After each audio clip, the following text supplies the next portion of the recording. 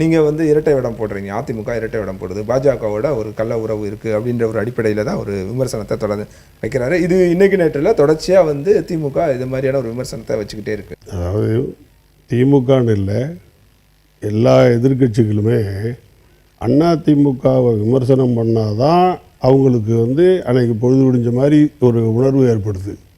அதிமுகவை புறம் சொல்லாமல் அவங்களால மேடையில் பேச முடியாது, வேறு எதுவும் சொல்ல முடியாது, வேறு எதுவும் என்ன குற்றம் சொல்ல முடியும் அதிமுகவை பார்த்து ஒன்றும் சொல்ல முடியாது.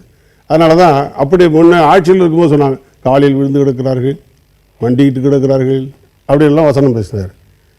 இப்போ என்ன நடக்குது? துணை முதலமைச்சர் அவர் வந்து சிங்கப்பூர் போட்டு சிங்கப்பூர்லேருந்து டெல்லிக்கு போய் கொல்லப்புறமாக போய் பார்க்குறாரு. அப்புறம் இவர் வெளிநாட்டு போயிட்டு வந்து மறுநாளே ஓடுறாரு. புதிய கல்வி கொள்கைகள் சில திருத்தங்களை பண்ணிக்கிறேன், எங்களுக்கு வாதியாருக்கு பணம் கொடுங்கன்னு போய் கெஞ்சுறாரு. நீங்கள் தான் மானஸ்தன் ஆட்சி ஆட்சி நடத்த வேண்டியது தானே. நீங்கள் போய் காலில் விடலையப்போ நாங்கள் தான் காலில் விழுந்தோமா? ஏதாவது சொல்ல வேண்டியது.